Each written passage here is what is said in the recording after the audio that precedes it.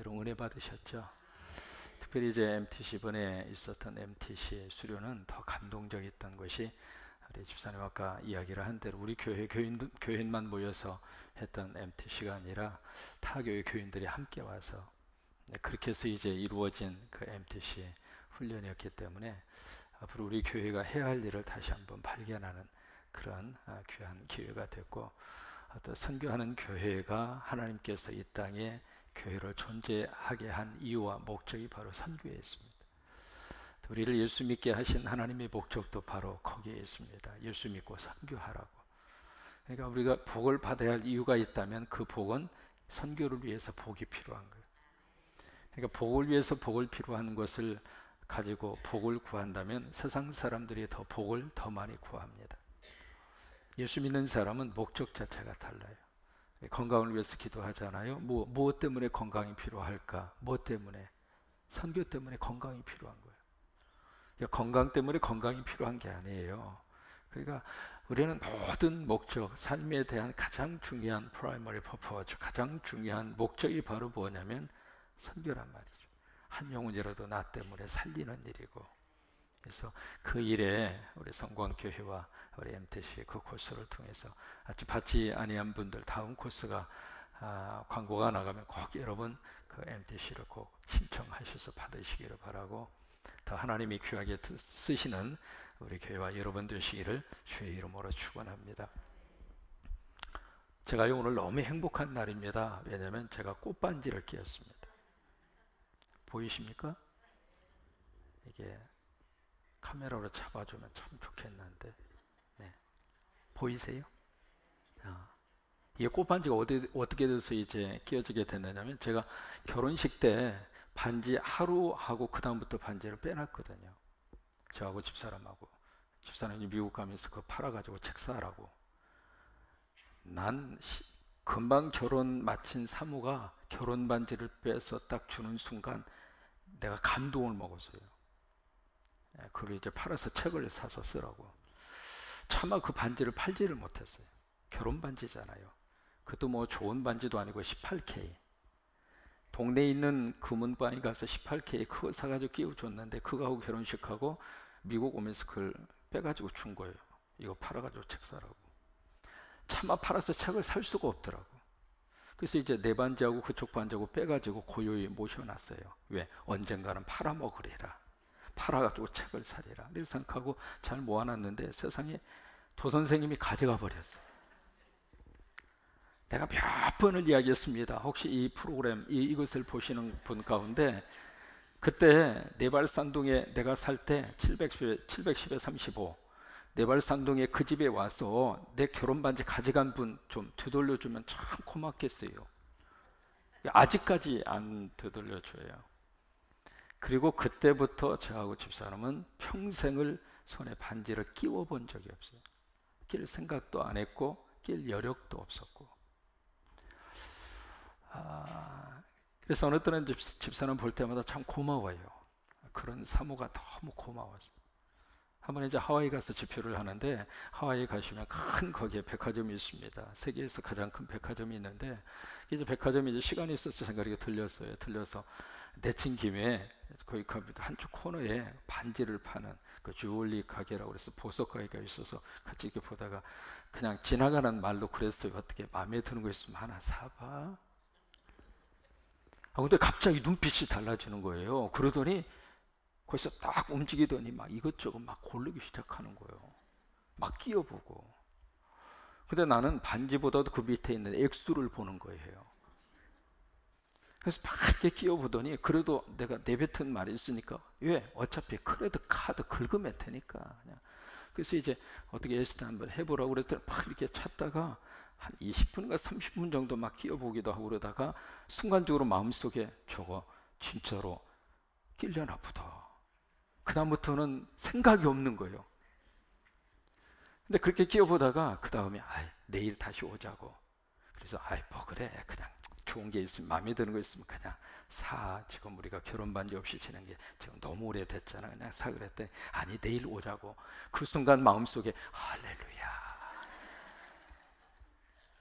그래서 이제 나왔어요. 그냥 나왔는데 그 다음 날 가자고 할 줄 알았는데 아직까지 가자고 안 그랬어요. 그래서 제 손에는, 저나 집사람 손에는 반지를 끼워본 적이 없는데 오늘 세상, 이 반지를 누가 끼워줬느냐면 제 팬클럽이 있습니다. 제 팬클럽에 성광 어린이집 원화생이고 영아부에 속한, 오늘 예배에 왔어요. 우리 체린이라고요. 제 팬이에요. 이걸 오후에 이제 뭘 준비하고 있는데 할머니하고 와가지고 이걸 꼭 목사님 손에 끼워줘야 되겠다는 거예요. 그래가지고 제가 오늘 하루 종일 찼어요. 찼는데 와, 이게 무겁지도 않고 참 좋네. 다시 한번 보여줘봐요. 보이세요? I am so happy. 참 그래요. 이렇게 마음과 마음이 주고받을 때 그때 사람이 행복한 것 같아요. 뭐 거창한 것을 주고받아서가 아니라 진심과 진심이 통하는 그곳에 하나님의 영이 함께 하시고 거기에 진정한 하나님의 사랑의 은혜들이 쏟아지고 여러분 속에 그런 은혜가 함께 넘칠 수 있게 되기를 바랍니다. 오늘 성경은 두 사람의 인물을 우리가 들여다보게 되는데 첫 번째 사람은 누구냐면 모르드게라고 하는 사람, 그 다음에 두 번째는 하만이라고 하는 사람이에요. 오늘 여기 2장에 가서 보시면은 모르드게가 이제 등장을 하고 있거든요. 모르드게가 등장을 하고 있는데 이 모르드게가 아주 혁혁한 공을 세웁니다. 아주 잊을 수 없는 공을 세워요. 무슨 공을 세우냐면 아닥사스다라는 왕의 목숨을 어떻게 하냐면 구해줘요. 엄청난 공이죠. 근데 공은 엄청나게 크게 세웠는데 거기에 비해서 모르드게가 받은 상은 있어요, 없어요? 상은 없어요. 상은 없고 단순히 딱 말 한마디로 딱 끝나요. 23절에 보시면은 조사하여 실중을 얻었으므로 두 사람을 나무 위에 달고 그 일을 왕 앞에서 어디에 기록해요? 이 조선 시대로 말하면은 조선 왕조 실록에 딱 기록하고 끝난 거예요. 그러니까 거기에 기록하니라 라고 하는 말로 이 엄청난 공을 세웠음에도 불구하고 모르드게에게 주어지는 훈장이나 아니면 특채로 해서 고급 공무원의 차관직에 임명을 하거나 여러 가지 많은 공을, 아니면은 메달을 주거나 정 안 되면 이렇게 반지라도 하나 끼워 주거나 뭐 그런 식으로 좀 뭔가 보상이 있을 법도 한데 이 모르드게에게 아무런 보상이 없어요. 참 기가 막힌 말씀으로 이제 기록하고 이게 다 끝나거든요. 그런데 보세요. 역사는 참 묘합니다. 기록하니라 라고 하는 것으로 모르드게의 이 공이 역사 속에서 사라졌는가? 안 그래요. 나중에 이것이 어떻게 이제 발전이 되느냐면 6장에 가서 보시면은 6장으로 한번 가서 보실래요? 6장 1절에 보시면 여기서 이제 결정적으로 이 모르드게의 이것이 다시 한번 역사의 전면에 등장을 하는데 6장 1절에 보시면 그날 밤에 왕이 잠이 오지 아니하므로, 여기 그날 밤이라고 하는 것은 유대인들을 대학살하기 전날 밤이에요. 그러니까 이 밤만 지나면은 거기에 살고 있었던 이 페르시아에 살고 있었던 유대인, 그때 전 세계 속에 흩어져 살았던 유대인들을 가리켜서 디아스포라라고 그래요. 디아스포라. 전 세계 흩어져 살고 있는 유대인을 디아스포라. 한번 해보실까요? 디아스포라. 그 당시에 이 디아스포라가 400만 명이었어요. 근데 400만 명이었는데 그 중에 이 페르시아라고 하는 지역에 흩어져 살고 있었던 디아스포라는 70만 명이에요. 그러니까 70만 명이라고 하는 이 유대인들을 이 하만이 앞장서서 그 민족 대학살을 계획을 하고 그것을 실행하기 전날 밤이에요. 그러니까 그 밤만 지나가면 그 지역에 살고 있는 70만 명이 떼죽음을 당하는 절대절명의 그 순간인데 바로 그 밤에 6장 1절에 보시면 왕이 잠이하는 거예요. 그러니까 잠을 주시는 분도 하나님이시고 잠을 안 오게 하시는 분도 하나님이세요. 잠이 안 오시면 속상해 하지 마시고 그때 일어나서 기도하세요. 그러니까 잠을 주기도 하시고 잠을 빼앗아 가기도 하신단 말이죠. 근데 하필 그 순간에 왕이 잠이 오지 아니하므로 명령해서 뭘 가져오라고 하느냐면 역대 일기를 가져오라고 합니다. 여러분, 책 중에서 가장 재미없는 책이 족보책이에요. 여러분, 족보 재밌어요? 하나도 재미없는 게 족보예요. 그래서 성경 읽으실 때 가장 힘든 부분이 역대상입니다. 역대상 앞에 부분에 보면은 이름만 쭉 기록이 되어져 있거든요. 근데 그 발음하기도 굉장히 힘든 이름들인데, 그래서 역대상을 읽을 때 참 인내가 필요해요. 왜? 이게 무슨 뜻인지도 모르겠고 이게 무슨 의미인지도 모르겠고. 이제 봄새에 오시면은 마태복음에 보시면 가장 먼저 만나는 게 예수님의 족보잖아요. 그 족보를 읽으면서 낳고 그리고 어떤 사람이 아이고 계속 낳으세요. 난 덮을랍니다. 그리고 더 이상 성경 진노가 안 나요. 가장 재미없는 게 족보예요. 그런데 지금 이 왕이 잠이 오지 않으는데 그 재미없는 족보를 가져다가, 그 역대 일기를 가져다가 자기 앞에서 읽히더니 2절에 그 속에 기록하기를 문을 지키던 왕의 두 넷이 빅다나와 데레스가 아하수에라 왕을 암살하려는 음모를 모레다가 고발하였다 하였는지라. 결국 보세요, 이것이 끝난 줄로 알았는데, 이것이 덮어지고 더 이상 아무 의미 없이 이것이 끝난 줄로 알았는데, 때가 돼서 하나님이 이것을 통해서 하나님의 역사를 이루시더란 말이에요. 여러분, 갈라디아서에 있는 말씀대로 사람은 뿌린 대로 거두어요. 하나님을 만물의 여김을 받지 아니하시나니 사람이 무엇을 심든지 그대로 거두리라. 결국 모르드게가 선을 심으니까 선을 통해서 좋은 결과를 얻은 거예요. 그러면서 3장으로 가시면 하만이 이제 등장을 하고 있습니다. 하만이 등장을 하는데 1절에 보시면 그 후에 아하수아라 왕이 어디 사람? 이 아각 사람이 바로 누구냐면 바로 그 아멜렉의 후손입니다. 아말렉 들어보셨죠? 출애굽할 때 아말렉, 출애굽을 할 때 이스라엘 백성들하고 싸움이 일어나잖아요. 그때 싸운 사람이 누구냐면 아말렉. 이 사람들이 이제 싸움이 일어나는데, 이 싸움이 일어났을 때 바로 여호수아는 가서 막 전쟁을 하고, 그렇죠? 누가 전쟁을 했어요? 그리고 모세는 올라가서 뭘 했어요? 손을 들었잖아요. 그래서 모세가 손을 들면은 이스라엘이 이기고, 모세가 손을 내리면 누가 이겼어요? 아말렉이 이기고. 그러니까 이 아말렉이라고 하는 이 사람이 이스라엘하고는 철천지 원수예요. 근데 하만이 바로 그 후손이란 말이에요. 그래서 여기에 아각 사람이라고 하는 것은 그 아말렉의 후손을 의미를 하고 있는 거죠. 결국 이 하만은 이 유대인들에 대해서 좋지 않는 감정을 가지고 있었다고 하는 것을 성경이 보여주고 있는 거예요. 그래서 1절에 보시면 그 아각 사람 하무다다의 아들 하만의 주위를 높이 올려 함께 있는 모든 대신 위에 두었다. 그러니까 모르드게는 너무 분명한 공을 세웠음에도 불구하고 아무런 보상도 주어지지 않았는데, 이 하만은 무슨 공을 세웠는지 성경이 언급하고 있지 않아요. 근데 하만은 높여요.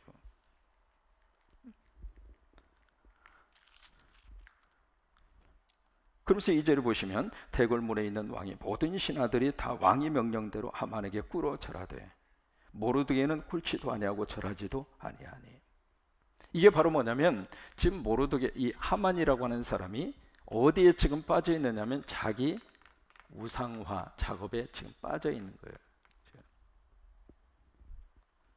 그래서 이제 이 왕이 자기의 주의를 높여주니까 이 하만의 마음속에 지금 무슨 마음이 있느냐면 왕이 되고 싶은 마음이 있는 거예요. 근데 현실적으로 왕은 될 수 없으니까 왕처럼 대접을 받고 싶은 거예요. 그 중에 하나가 바로 자기에게 절하게 하는 거예요.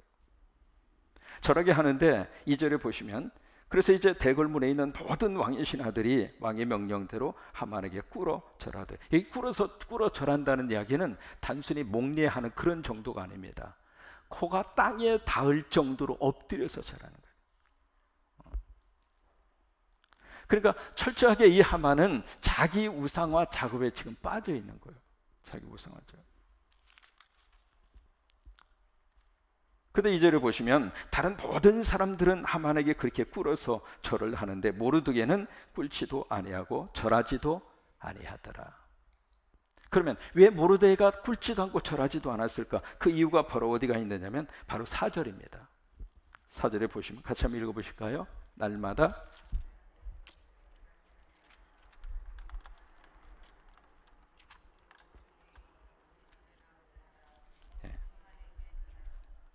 거기 보시면 4절에 보시면은 여기서 모르드게가 듣지 아니하고 자기는 누구예요? 그걸 밝히는 거예요. 그러니까 지금 모르드게가 이 하만에게 절하지 않는 이유는 딱 하나입니다. 나는 유대인이다. 다시 말해서 나는 하나님의 사람이다, 그 말이에요. 그 하나님의 사람은 지켜야 될 법이 있다. 그 법이 바로 뭐예요? 십계명이에요. 그 십계명에 보면은 우상에게 만들지도 말고 우상에게 절하지도 말고. 그러니까 나는 하나님의 사람이고 하나님의 사람으로서 지켜야 될 법에 따라서 우상화 작업을 하는 당신에게 난 절하지 않겠다. 여러분, 이것이 믿는 사람의 거룩한 자존심이에요. 여러분, 어떤 경우가 있어도 하나님과의 관계 속에서의 그 자존심은 끝까지 우리가 붙들고 살아요. 그거 놓치면은요, 믿는 사람의 그 믿음 자체가 완전히 깨지는 거예요. 그 거룩한 자존심을 가장 멋지게 가졌던 사람이 누구냐면 다윗이에요. 골리앗과의 싸우면서 골리앗이 막 거기 있는 이스라엘 백성들을 막 거기서 막 약을 올리고 그리고 한 달 동안 막 이스라엘 백성들을 괴롭히잖아요. 그러면서 하나님, 이스라엘 백성들이 믿는 하나님을 막 모욕하고 그러잖아요. 그럼에도 불구하고 이스라엘 사람들 한 사람도 골리앗 앞에 나서지를 못했어요. 근데 다윗이 나서잖아요. 탁 나서면서 하는 말이, 다윗이 그때 했던 유명한 말이 있잖아요. 뭐라고 그래요? 너는 칼과 창으로 무장하고 내 앞에 나왔지만은 나는 네가 모욕하는 만군의 여호와 내 하나님의 이름으로 너에게 간다. 그것이 다윗이 가졌던 영적인 자존심이에요. 다시 말해서 내가 믿는 하나님을 누군가가 모욕하는 것을 나는 참을 수 없다는 거예요. 이 영적 자존심이 우리 안에 살아있을 때 그때 믿음이 깨어있는 거예요. 여러분, 그렇게 될 수 있게 되기로 축복합니다. 그러니까 지금 모르드게가 바로 그거예요. 나는 유대인이다. 나는 어떤 일이 있어도 우상하는 그 작업 앞에 절하지 않겠다. 바로 그것을 이제 4절에서 언급을 한 거죠. 그래서 5절에 보실까요? 하만이 모르드게가 무릎을 꿇지도 아니하고 절하지도 아니함을 보고 매우 노하더니. 6절 같이 한번 읽겠습니다. 그들이 모르드게의 민족을 하만에게 알림으로 하만이 모르드게만 죽이는 것이 부족하다 생각하고 아하수에르의 온 나라에 있는 유다인 곧 모르드게의 민족을 다 멸하고자 하더라. 이것이 두 번째입니다. 뭐냐면 첫 번째는 하만의 자기 우상하고 두 번째는 개인적인 일을 어떻게 지금 확대를 시키고 있냐면 민족적인 일로 확대를 시키고 있는 거예요. 지금 하만에게 절하지 않는 사람은 모르드게 딱 한 사람이잖아요. 근데 이 하만의 입장으로서는 모르드게 한 사람뿐만이 아니라 지금 그 개인적인 관계 속에서 지금 일어나고 있는 일인데 그 일을 모르드게에 속한 모든 유다 민족까지 지금 확대를 시켜요. 참 묘해요. 싸움은요 큰 부분에서 생기지 않습니다. 작은 것에서 싸움이 시작이 돼요. 부부지간의 싸움도 그러잖아요. 아주 작은 것, 사소한 것, 그 때문에 싸움이 시작이 되는데 나중에 그 싸움을 하다가 보면은 어디 학교 나왔느냐고 학교로 옮겨가요. 그러다가 집안으로 넘어갑니다. 가문으로 넘어갑니다. 여러분, 가문을 건들면은요 이미 건너올 수 없는 도보강을 건너간 거예요. 그럼 나중에 싸우다가 보면은 처음에 시작했던 그 싸움은 없어져 버리고 이제는 집안 싸움이 돼버린 거예요. 그런 것처럼 지금 이 하만도 마찬가지예요. 이 개인적인 그 관계의 일을 민족적인 그 일로 지금 확대를 시키고 있는 거예요. 7절입니다. 아하수에로 왕 제 12년 첫째 달 곧 니산월에 무리가 하만 앞에서 날과 달에 대하여 부루 곧 제비를 뽑아 12째 달 곧 아다라를 얻은지라. 그러니까 제비를 뽑아서 지금 유대인들 대학살에 대한 날짜를 그들이 정하는 거예요. 근데 그 날짜가 제비를 뽑아서 그 날짜가 언제 잡혔느냐면 한 달 후 날짜가 잡혀요. 한 달 후. 그러니까 한 달 후가 되면은 거기에 살고 있었던 그 유대인 70만 명을 지금 대학살하기 위한 음모 작전을 지금 하만이 짜고 있는 거예요. 8절입니다. 하만이 아하수에로 왕에게 이르되 한 민족이 왕의 나라 각 지방 백성 중에 흩어져 거하는데 그 법률이 만민의 것과 달라서 왕이 법률을 지키지 아니하오니 용납하는 것이 왕에게 무익하니이다. 이 말씀, 이 하만의 이 주장을 팩트 체크를 한번 해볼까요? 요즘에 이제 그런 거 많이 하잖아요. 이게 사실인지 아닌지 팩트 체크를 해서 보면 8절에 한 민족, 여기 한 민족, 유태인이라고 하는 말을 속 뺐어요. 지금 하만은 아하수에로 왕에게 유태인이라고 하는 말을 처음부터 말하고 싶지 않는 거예요. 그러면서 왕의 마음과 왕의 생각을 이렇게 혼동스럽게 만들어서 결국 자기가 지금 없애려고 하는 유태인들을 학살하기 위한 음모의 작전에 지금 들어간 거죠. 그 다음에 그 법률이 만민의 것과 달라서 왕의 법률을 지키지 아니하오니, 그러면 유태인들이 가지고 있는 법률이 모든 그 사람들의 것과 법적으로 모든 것이 다 다른가? 그건 아니에요. 한 가지만 다른 것 뿐이죠. 뭐냐면 어떤 우상이라 하더라도 그 우상 앞에 절하지 말라. 그러니까 팩트 체크로 보면은 이 8절 말씀이 맞는 게 아니에요. 그래서 9절입니다. 9절에서 이제 하만이 제안을 하죠. 왕이 옳게 여기시거든 조서를 내려 그들을 진멸하소서. 내가 은 얼마를? 1만 달. 이게요, 지금 우리식으로 환산을 하면 은 1만 달란트가 375톤입니다. 375kg가 아니라 375톤. 그러니까 어마어마한 양이거든요. 바로 이것이 그 당시에 이 페르시아라고 하는 이 나라의 전체 1년 예산이에요. 그것을 지금 하만이 제시하는 거예요. 내가 그것을 당신에게 줄 터이니까 당신이 내가 원하는 대로 조서를 꾸밀 수 있도록 허락을 해 주시오. 그 이야기예요. 결국 10절에 보면은 왕이 반지를 손에서 빼어 유다인의 대적 곧 아각 사람 함무다다의 아들 하만에게 주며 11절에 이르되 그 은을 내게 주고 그 백성도 그리하노니 너의 무엇대로? 결국 하만 당신 생각대로 하시오. 그 이야기예요. 그러면서 이제 12절을 보시면 조서를 꾸미게 돼요. 조서를 꾸미는데 그 조서의 내용이 13절입니다. 같이 한번 읽죠. 시작. 이에 그 조서를 역줄에게 맡겨 왕의 각 지방에 보내니 12째 달 아달월 13일 하루 동안에 모든 유다인들은 젊은이 어린이 막론하고 죽이고 도륙하고 진밀하고 그 재산을 탈취하라. 그때가 되면 그 모든 유대인들 젊은이나 늙은이나 어린아이나 여인이라 할 것 없이 죽이고 도륙하고 진멸하고 재산을 탈취해라. 결국 이제 14절에 보시면 이 명령을 각 지방에 전달을 하죠. 그리고 15절에 보시면 결국 이것이 다 각 지방별로 전달이 됐는데 15절에 보시면 왕은 하만과 함께 앉아서 마시되, 그 다음에 수산성은 어떻게 됐어요? 수산성은 분위기가 험악하게 된 거예요. 여기서 이제 결론을 우리가 낼 수 있습니다. 뭐냐면 이 유태인들을 죽이기 위해서 하만이 막 부지런히 움직이잖아요. 움직이고 있는데, 그렇다면 하나님을 믿고 있는 이 모르드게와 유태인들은 지금 뭘 하고 있을까요? 하만이 이렇게 분주하게 막 움직이고 있는 그 사이에 보이지 않는 곳에서 하나님은 또 다른 일을 계획하고 계셨어요. 이게 하나님의 역사입니다.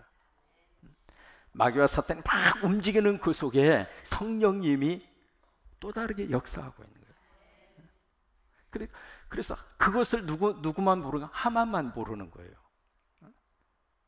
믿는 사람은 이 하만이 하는 일을 보면서 낙심할 때가 있거든요. 이렇게 예수 믿는 사람, 특별히 믿음으로 살려고 하는 사람들을 막 힘들게 하고 어려움을 주고 고통을 주고, 근데 그 사람들이 막 득세를 하고 그들이 승리하는 것처럼 보일지 몰라도 결국에 가서는 누가 이겨요? 하나님이죠. 하나님. 오늘 그 은혜가 우리 속에 넘치기를 주의 이름으로 축원합니다.